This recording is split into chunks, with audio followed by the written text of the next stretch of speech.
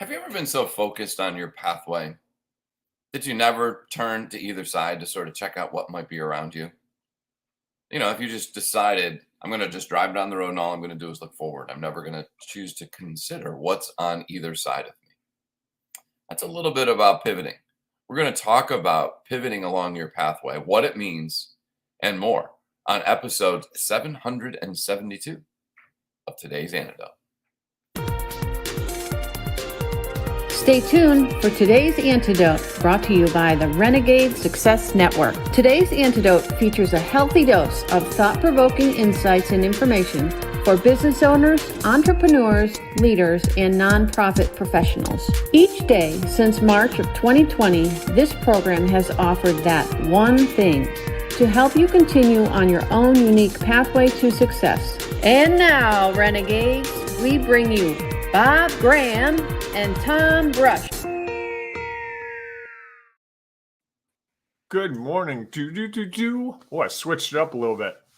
Yeah, I guess so. I was looking for this on LinkedIn and I couldn't find it. Oh, that's why. Yeah, that's it. Sorry. No, sorry. You can't alter it now, right? The course of human events is the way it is now, right? Want me to try? Yeah, go for it. I mean, worst case, we'll be back in like 90 seconds. All right, we're trying it. We'll see. Looks like we're staying here. Maybe it's going to show up. So maybe I'll look for it. Can you talk for a couple seconds? How's your weekend, Tom? I certainly can. My weekend went well. I had a lacrosse game, so that was fun. The weather was warmer than I expected and less windy, which was nice. Then I went and watched Liz do a game yesterday in the rain and cold. So that was Liz, your wife, our marvelous voice artist. Yes, indeed. And then I watched women's college lacrosse. Correct. And yes. It just showed up on LinkedIn. There you nice. Go. Excellent. Yeah, so it was a good weekend. I had a hard time watching the Super Bowl because I honestly felt like for most of the season my team was the best team it wasn't there. That would be the Buffalo Bills for those of you who don't watch every nuance of our programming. Right. I love filling in. I feel like you're the color commentator at these parts, and I'm just the announcer filling in. 3rd down and 2. He takes the snap, and you're giving all the texture. Yes. But otherwise, my weekend went well. I think. How about yours? It was good. It was good. I had a Bob day on Saturday. I don't do this very often. Like, I totally did things totally for me. I went to a men's breakfast in the morning, did a little bit of driving to go to that, and that was fun. And then in the afternoon, I binge watched some Netflix. In the evening, I went to a classical guitar concert. Where was that? Towson University, my alma mater. Nice. Yes, it was great. And I'm trying to learn some classical guitar, finger picking. This guy from Croatia, his fingers did not stop. It was. Remember Riverdance and Michael Flatley years ago, and you'd see them dancing. That's what this guy was doing with his fingers. You could, I wanted to make out how he was doing his right hand on the strings. You would have had to hit slow motion to be able to see it. But it was beautiful music, just breathtaking. Nice. And of course, for me, someone who tries to play guitar, to hear that kind of sound come out of a guitar the same size and shape as the one that I have was very, very, very alarming. Wait, why doesn't mine sound so robust? But it also affords the opportunity, and it inspires me to go back and keep improving incrementally, which was my goal of going to it. And it's great to see people who really master something that you put time into, because I think your appreciation for it, beyond just the beauty of the music, the way the person does what they do is really inspiring to me, at least. No. So, nice. Yeah, fun. Like and then I tolerated the Super Bowl last night. And watched Rihanna, who I got a text just a few moments ago. She was the first pregnant performer during a Super Bowl. Did you see the halftime show? No. I went down. She had a bright red, I saw the beginning of it. Yes, parachute outfit on. that wasn't what most people were probably expecting of Rihanna in that situation. But she also wasn't really dancing. And the person I was with made this statement very early on that I think she's pregnant. And then it was, no, she had a baby about 10 months ago. Maybe she's recovering from that. And then this morning, apparently, the story's out that she was pregnant, which, I mean, that's great. I think, it didn't affect. She's got a beautiful voice. And it was, there were a couple songs I knew, and there were a couple songs that I didn't know. And it further proves that I'm getting older. That was my takeaway from the halftime show. Wow. Why can't they have someone like, Bruce Springsteen or Bob Dylan or, Taylor Swift? Ooh, I'd love to see Taylor Swift do a halftime show. She's done the halftime, hasn't she? No, Katy Perry did. And the best one was Prince playing Purple Rain in the Rain. Yeah, I think that's my favorite. I unfortunately think that was one of the Bills' Super Bowl games, I think. Could have been. Might have been the first. 1990, maybe? Oh, that could very well be. I'm going to have to go. Now I need to find out. So you talk for a second while I'll do the intro. How about that? Okay, that sounds great. Thank you. All right, good morning, everyone, and welcome to today's Antidote, our daily broadcast and podcast, where each week we have a topic, and each day we dive a little bit deeper into that topic. And as we go through that conversation, if you have thoughts or ideas about the topic we're sharing, please feel free to do it to share your thoughts and ideas in the comments, because we know it'll add value to the show. Today, we're going to talk about pathway pivoting. We've been talking about your pathway for a few weeks now, because there's a lot of different steps and a lot of different opportunities and obstacles along whatever pathway you are on. And today, we're going to discuss what does pathway pivoting mean and more. So again, please feel free to share your thoughts and ideas. And at the end of that conversation, Bob and I will each offer our one thing, our today's antidote. That thing that we hope will help when you seem stuck or uncertain, a little bit unconfident about what to do next. And that we hope that one thing will help you figure out how to take your next step along your own unique pathway to success that you desire. And of course, if you have a one thing you'd like to share, we'd love for you to share it, because it might be the one thing that someone else has been desperately seeking for that helped them figure out how to take their next step.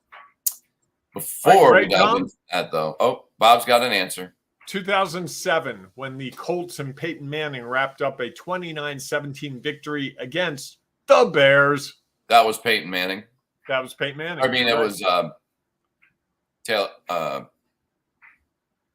Prince. Prince, yes, in Miami in the rain, singing Purple Rain. That is coincidental. Yeah, it was, and yeah, you couldn't have scripted it any better. You could have if it were indoor. If you were indoor, you could have scripted it that, hey, we're going to have it rain indoors when Prince sings Purple Rain. You could. But I like the beauty of it just happening the way it happened. Yes, because it was outdoors, no doubt. Yes. So, all right. Yeah, that's one of my favorite Super Bowl memories. Prince doing Purple Rain, and then Tom Petty, because I've seen him several times before he died, of course, and he can bring it. He's the artist who you go to his concert in the later years and you'd say, all right, here's how we're going to roll. We're going to go through my archive, all the greatest hits. I'm required to play 3 songs from my newest album. You know it, I know it. So I'm going to tell you when I do that, and that's when you need to go to the bathroom or get some refreshments. Deal? And then he just rocks. Really? Yes. Literally. I mean, he just says that, plays the first song, and then he shared that. I was in New Jersey, and in the pouring rain, as luck would have it, and he and Bob Dylan were performing together, and my friend was a huge Dylan fan, and he's like, well, Dylan's going to be the headliner. That night, Dylan came out, and then Tom Petty came out, and my friend was really disappointed. I can't believe that, Dylan's not the headliner. This is a travesty. He's this. Tom Petty came out, and all the people that were there just for Dylan started to pack up in the rain because it was really pouring. Yeah. They heard the first song. They turned and sat back down, half packed and rocked out. It was something. Yeah. Interesting. Yeah, there you go. Look, All right. concert memory for me. I guess that's probably right around 2007, 2010, I want to say. Nice. I don't know how we got to that, but we should do our show now. Okay. Well, before we do our show, we always start our mornings off with our celebrations. So, Bob, what are you celebrating today? I'm going to celebrate the artistry of the classical guitarist. I saw a Croatian guy named Zurich. I'm going to shoot. You do yours. I got to figure out this name. It was a name that I couldn't remember. I'm sorry. I had the program. There's a lot of heavy lifting you're asking me to do today. I know. I feel really bad about it. I knew he was from Croatia. It's not like a common American name. And come on. Oh, that's not going well. Never mind. He was great. All right. Excellent. If you want to know more, send me a note and I'll get back to you on it. Fair enough. Or go to our LinkedIn or our Facebook page, Ring Renegades Facebook page. Maybe I'll put up your favorite concert experience today. Oh, maybe.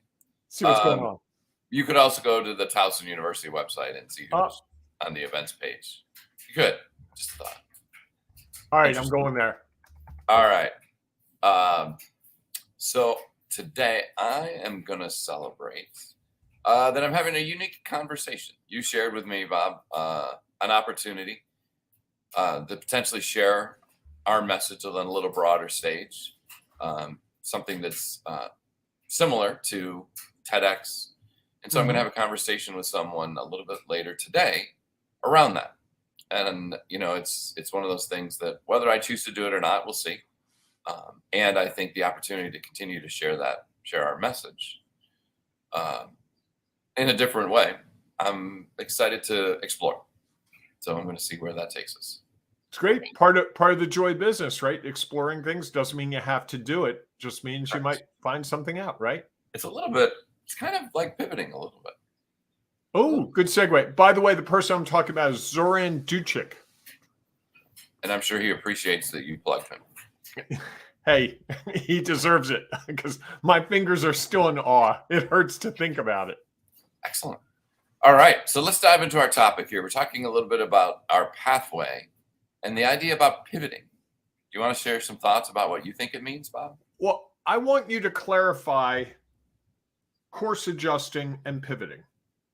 That's to me what we need to figure out what it means. And I'm not being facetious. I'm not setting you up. We've got shades of gray here, and I want to make sure which shade we're in. Because course adjustment is, I think we kind of resolved last week, minor shifts. I sent out 200 direct mail letters. I might increase it to 250. Or I might mail them on Thursday, not Tuesday.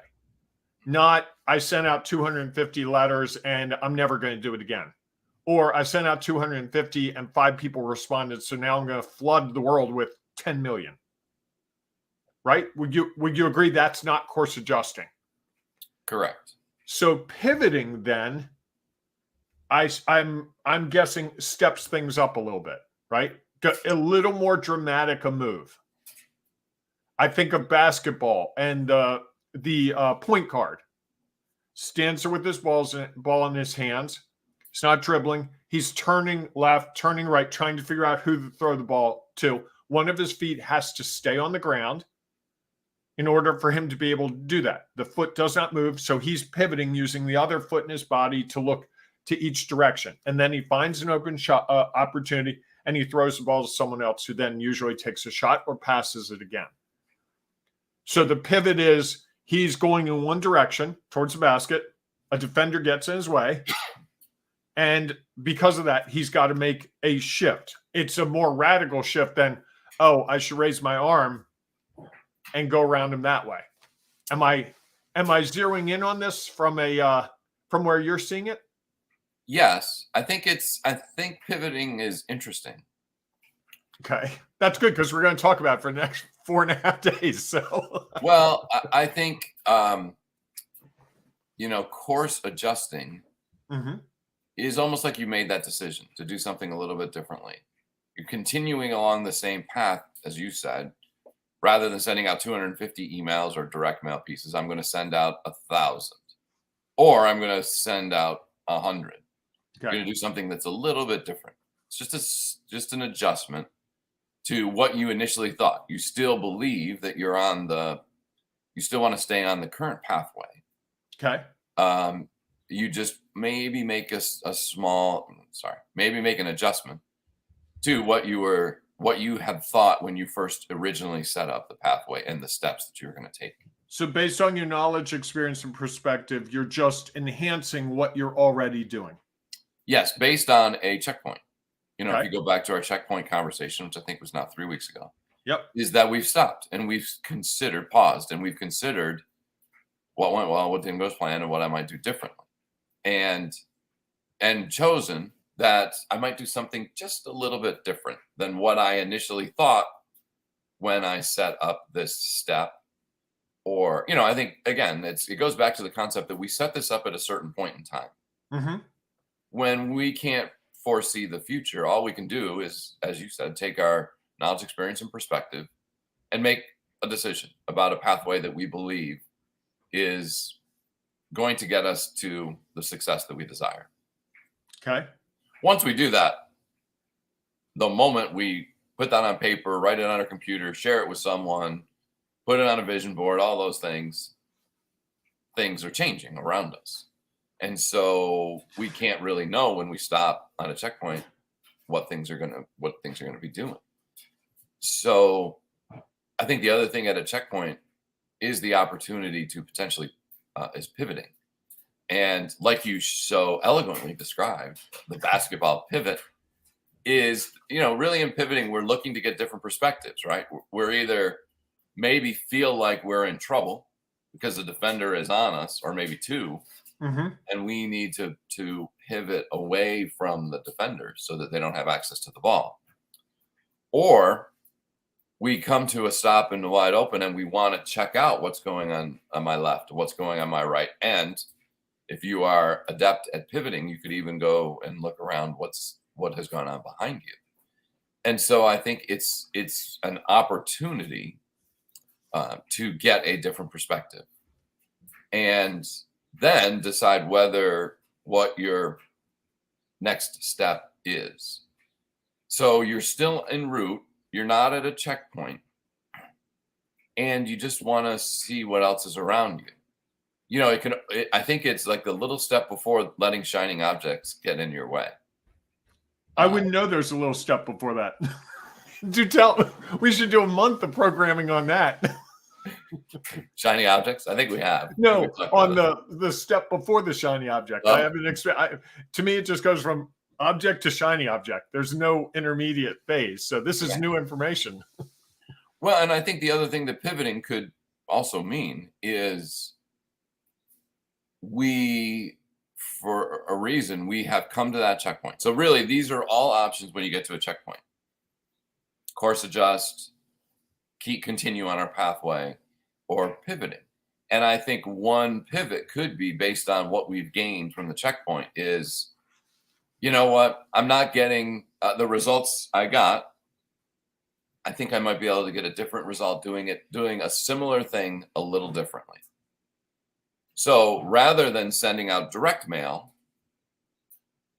and not focusing on the quantity of or the message in, I'm saying, you know what, I'm going to shift to email and focus on that, because I believe there is a different, I've learned new information from what I've seen. You could be going through and you're sending a lot of, let's say, emails. And as you do stop on your checkpoint and you're like, well, wait a minute, I'm getting a lot of bounced emails. I'm getting a lot that are incorrect addresses. Spam. It's going to, right. Maybe I'm getting feedback that it's going to their spam. They're just not receiving it. And so the number of emails I send likely isn't going to have the impact that I'm looking for. So I'm going to choose to, because I also have mailing address, now I'm going to go and mail to them. Or, I've been so focused on social media around Facebook or LinkedIn Yet at my checkpoint, I've decided, you know what? LinkedIn has just become this, all I get are these requests for people to pitch me. And I'm feeling like the messages I'm sending, because I'm not getting a lot of response, or I'm not getting the response I desired. I think that maybe there's an opportunity that I need to do something different and shift to Instagram, TikTok, Facebook, and which really is a pivot, right? I'm still trying to get my message out. I'm still trying to get it So out. the goal is still the same. Correct. We're just rerouting. So if we use the metaphor of driving, I thought I was going to go from Baltimore to Annapolis today, and there's a route, I-97, that I always take. If they're doing major construction on that road and it's backed up 10 miles, I'm going to get off and go down Route 3 or Route 2. I don't know that right now. I'm not there. I guess I could check my GPS, but even if I check my GPS, it's going to give me the options. If you go this way, it's going to take an hour and 20 minutes. Go this way, it's going to take 58 minutes. If you take this way, 47 minutes. Yep. I'm going to choose the 47-minute one. So I may pivot in that because my intent all through is to get to Annapolis. That's my goal. So we're not changing our goal. We're doing a little more dramatic shift in how we're going to achieve it based on the knowledge, experience, and perspective that we've developed up to this point being the checkpoint, which is a established location where we say, okay, this is the day and the time I'm going to look at this. I'm not going to freak out about it while I'm watching the Super Bowl and I see an ad for email and I go, oh, I got to do email because I've committed to direct mail. Not going to freak out about it when I go to my networking event and someone says, oh man, I'm giving out keychains. Everyone should be giving out keychains. I'm not going to give out keychains. I'm not going to change it when I go home and the person I'm around says to me, oh, you know, I was at a work meeting and they were doing TED Talks. You should do a TED Talk right now. I'm not going to do any of those things because I have a course clear. And I know where I want to go, and I'm trying to use the methodologies for sort of the scientific method, right? Sure. Hypothesis. My hypothesis really is I'm going to do these things. I'm going to achieve the result I'm looking to achieve. As we do the investigation, we log it in science. We realize, hey, okay, I didn't think that was going to bubble that way. That's rather interesting.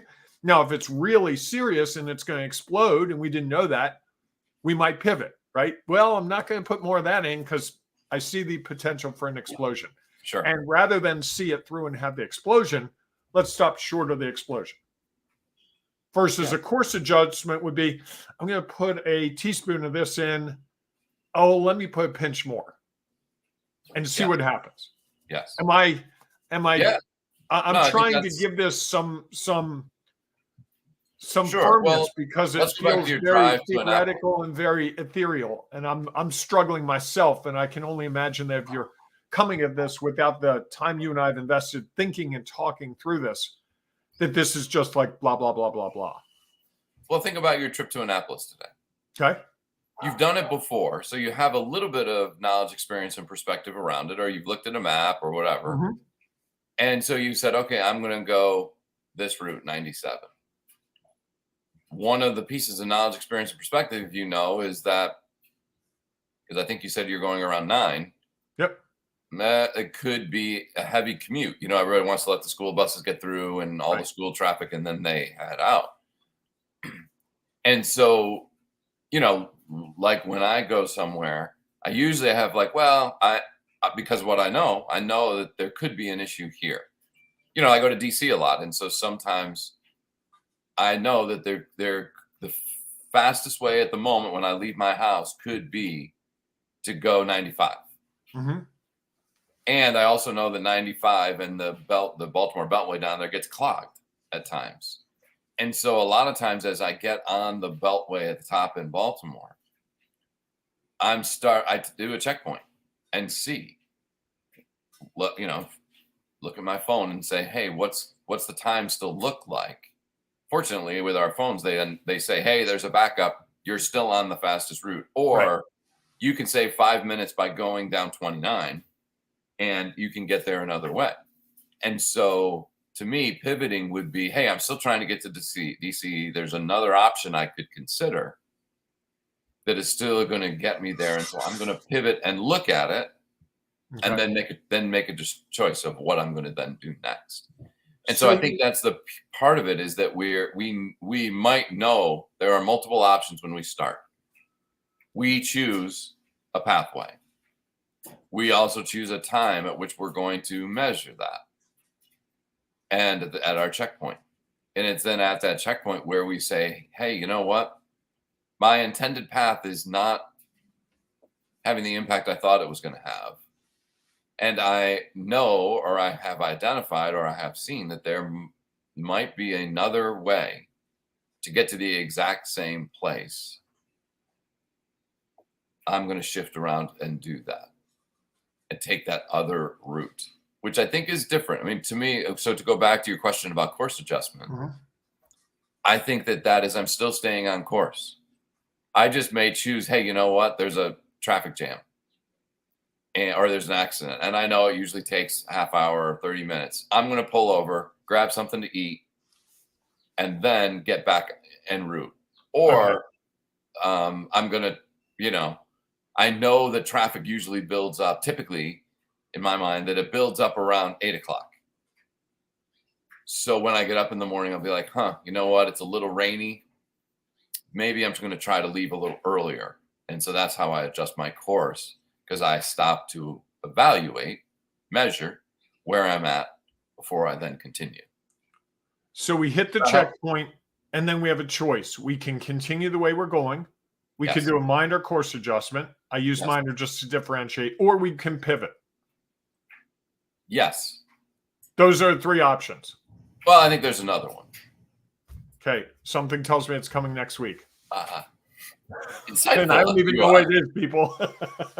Well, what's the other option? I don't think we should go there, because it's just going to confuse people. Because I got to tell you, Tom, I'm a little confused here today. Well, let's go to the business decision. Okay. One of my goals is, let's say, to make $100,000 this year. Okay. Throw out a number. And so I'm laid out my path. This is how I'm going to do it. And part of my path, let's say, is part of my path is that I need to communicate with more people. I need to get out in front of more people. Doing speaking. Or networking. Let's say it's going to be in direct mail, just to make it easy. Okay. By the way, the Direct Mail Association of America, whoever you are, please, you could be our sponsor, because we've given you a lot of opportunity here today. So I'm deciding I'm going to direct mail people. That's one of the ways that I am going to reach out. And so I go along, and I've already decided that at the end of the first month, on the first Friday of every month, I'm going to stop and have a checkpoint and see where I am along my pathway. And so I'm checking in, and I'm getting all of this feedback about direct mail. Well, the holiday season is over. No one is looking at it. Nobody seems to be responding to anything. I wonder if anybody's even opening it. I wonder all these things. I go through my what went well. What went well is I got it out in time. What didn't go as planned is that UPS had a strike, or not UPS, but the Postal Service had a strike. And so mail was being delivered a lot slower. What also didn't go as planned is it looks like that strike is going to continue for another month at least. What might I do differently? Well, if the strike is going to continue, it means there's less workers, and maybe people aren't checking their mail as much because of the end of the holidays. I'm like, maybe direct mail isn't going to get me in front of more people, at least at the moment. And if I just felt like I needed to get more, I would course adjust and say, hey, you know what? I need to send out more because of this knowledge, experience, and perspective. I need to send out, instead of 2,500 direct mail pieces, I need to do 5,000, because I know that the chance of more people seeing it is greater I believe, if I send more. That's my hypothesis. So I could do that. And to me, that's a course adjustment. I had budgeted for 25. Now I believe, though, that I need to adjust that to 5,000. I could also pivot at the moment and say, hey, you know what? Given there's a strike, given that people aren't seeing it, I don't really have the budget at the moment to do the increase that I feel I might need to do. I'm going to pivot and go to email. I also have email addresses. I might not have as many. I know some things that spam and all that's going to happen. I believe now is the time to pivot and go with email. Okay. And so I start doing that. So those to me are or I just, hey, you know what? I've gotten feedback that this path I'm making progress. And so I'm going to continue on sending another 2,500 direct mail pieces. Does that help? It does. It does. It's a lot clearer. I just want to make sure we're not making this more complicated and driving people crazy. And it was starting to drive me crazy at the beginning because I couldn't even make sense of the nuances. But now I'm starting to get it. Well, I think that's the challenge. It's why a lot of people don't like checkpoints, because it makes them stop and consider, maybe there is a different perspective. Maybe there is a different route, a different pathway. Maybe there's an adjustment to the current pathway.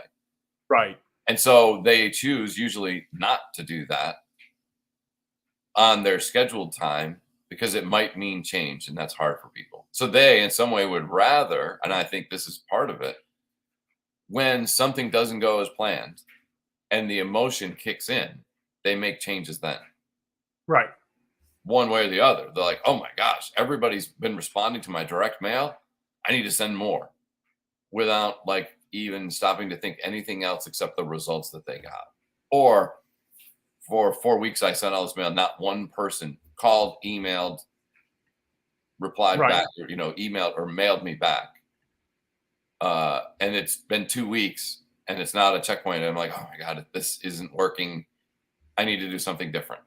Right. The emotion of that is, I think that's the challenge, is that the people want, because they have this feedback that's emotional, believe that that's when they need to make all these adjustments or changes or modifications or just stop doing it altogether, rather than waiting until their intended time and being able to do it without the emotion. I like that. Do you have your one thing? I'm struggling with it. I mean, I think I'm going to go with the really simple, which is we're escalating options here.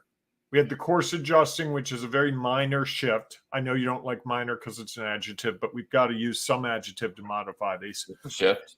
And but there's differences, right? A pivot's different than a course adjustment. If it's not, why are we having a discussion? And so we've got to use adjectives to convey the difference. That's how our language works. I didn't create the rules, Tom. I'm stuck with them. Here's the thing, though. When you throw the adjective in, it's now become an adjustment, which maybe makes you believe that it's easier or more difficult, or however you want to look at it. It's just a shift. Or an adjustment. Okay. Because you don't know, how many times have you made minor adjustments, let's say? Well, I think we make them a lot of the time and we don't even pay attention.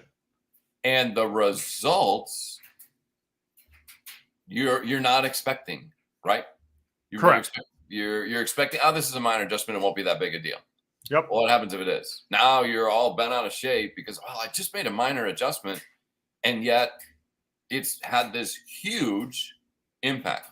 You made an adjustment, it had an impact. You take the emotion out of it. Okay. I'm going to have to work on that. It's all right. It's fair. It's a work in progress. It really is. But that's good. Michael has a comment for us, Tom, if you can put it up on the screen. By turning our heads and seeing other perspectives, we can learn about new ideas and gain a deeper appreciation for the complexities of different situations. This can lead to a better understanding of ourselves and others, as well as improving relationships and decision-making skills. Additionally, being exposed to diverse perspectives can help challenge our own biases and assumptions, leading to personal growth and a more inclusive and equitable society. I think we should just drop the mic and move on. I think you covered everything we need to cover there. Thank you, Michael. Hopefully I did your beautiful words justice. Yeah, and I think the thing about it is that doesn't mean we have to do it. It just means that we've broadened our knowledge, experience, and perspective. And now, and in some regards, and then we make a decision based on that. And I think that's some of the, and I think that those decisions, when you can take the emotion out, can reduce the opportunity that you just jump at the next shiny object. I like that idea. Is that your one thing? When you take the my emotion out, you reduce the potential for jumping at shiny objects? I think so. Well, I would say that it reduces the emotion. Okay. Because I think it's the emotion that is such a challenge for us. And of course, when we get frustrated or we get overly excited, or I could have walked away from the lacrosse game. I did this game is easy. I can do this. No, just pass it on. That game, I had the coaches in the palm of my hand, the players, the fans were. And if I think that walking into my next game, good luck. Yeah, those assumptions are likely not going to be as helpful as I might think they could be. Anyhow. Okay. All right, Michael, thanks so much for your comment. We appreciate it very much. I'm going to go back and reread that again. Thank you, everyone else. And by the way, if you like what you're hearing and you think there's that person in your life that you need to share this with, you can share this program with them. It'd be a great gift, a day early Valentine's Day gift to that person that you want to have them have great success in their career and in their life. And boom, you send them a little link and say, hey, you got to check this out. This is amazing. Most of the podcasts, most of the videos I get are referred to me by someone who says, hey, I thought this might interest you. You can also rate us 5 stars. We'd love to get that nice rating. And if you want more of this kind of thing, you can go to the Ring Renegades Facebook group. That's right, the Ring Renegades Facebook group, where we're gathering a whole bunch of other people, all trying to carve their own unique pathway of success. We're providing all kinds of systems and processes, live videos, really ways to boost your confidence and help you get where you want to go. Tom and I each committed to doing a live video each week. And we've been doing this now for the last 2 weeks, each of us. And I do my whiteboard videos, which I really like. And I just trying to make sense of some of this. And then Tom does his PowerPoint and really good stuff. It's the kind of stuff that every time I watch what Tom does and every time I put my own together, I get new clarity around some of the topics that I think have been swirling around in my head and swirling around at networking meetings and other places. And that's the other thing about that Ring Renegades Facebook group. Those are people that are committed to helping each other. I heard last week 3 different exchanges where people are helping each other because they met through that group. Nice. So I like that. I thought you might. Oh, I do. Are you going to continue with the closing? Or? No, that was pretty much all I had. Okay.